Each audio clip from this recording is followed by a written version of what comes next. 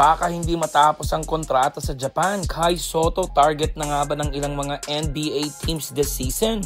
Kumuha ng bagong muka ang Koshigaya Alpas. Yan ang pag-uusapan natin for today's video.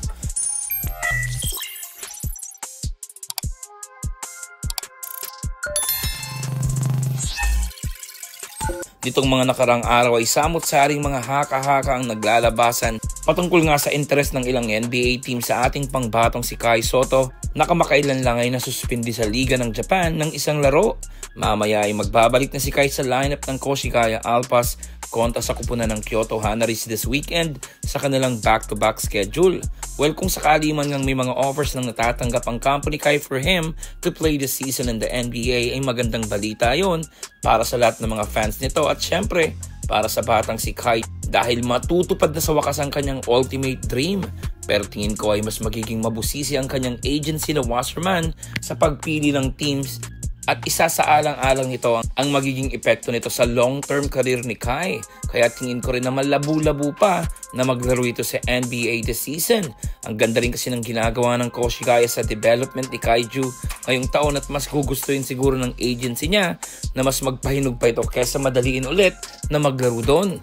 Pero this season ay may mga NBA teams talaga na kailangan ng big man, especially ang Golden State na walang big man sa lineup.